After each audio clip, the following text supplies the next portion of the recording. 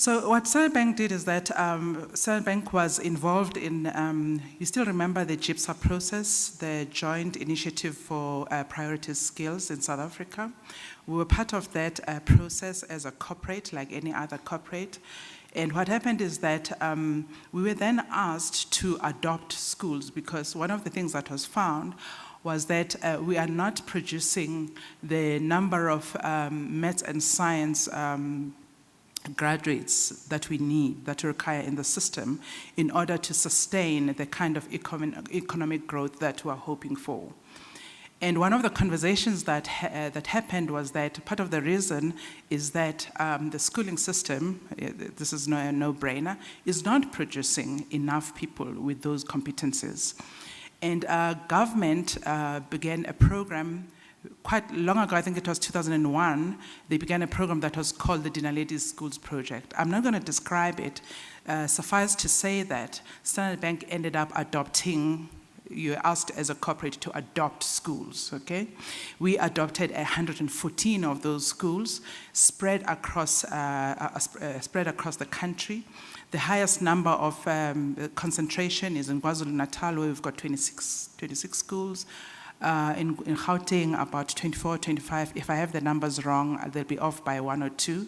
Please forgive me. When you get the presentation and the website of Trialogue, you can correct and you can go through it and you can do all of things. You can email me and take me up on why I got the number wrong, and I'm going to apologize. So, well, we adopted 114 schools. What concerned us, though, was we didn't quite, even though there's a guideline for how you adopt schools as a corporate, it wasn't clear to us, at least as a corporate, what it is that we're trying to do as a corporate. What was in it for us?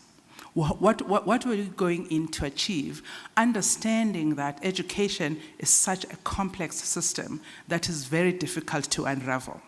What is it that we're going to come on board and do that anyone else had not tried to do and failed and said they had failed before?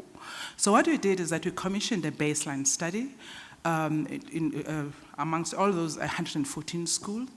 And we asked the school management teams a very simple question, and the question essentially was, what is it that you consider a barrier to improving teaching and learning in schools, in the schools that you're running?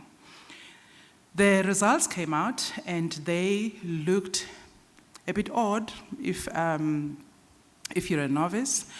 The first issue was that the biggest barrier was security in the schools, security inside and outside the school.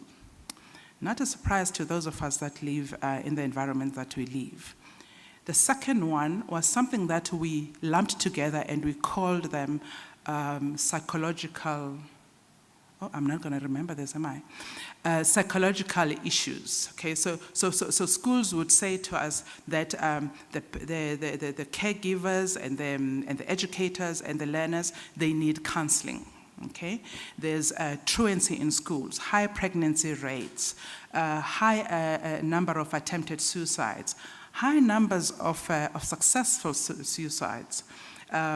Bullying and on all those categories of issues over there. That was the second one right across.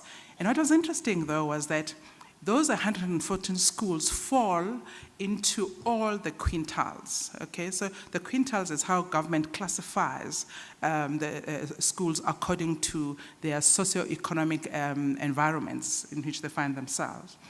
So quintiles 4 and 5 are the better ones. They're the more affluent ones. They find themselves in more affluent conditions. But that particular category of findings, we found that was more acute, much more pronounced in the quintile 4 and 5 schools. If I had more time, I would say to you that, well, it kind of like makes sense, doesn't it? If you look at how the fabric of society has changed, it shouldn't be surprising.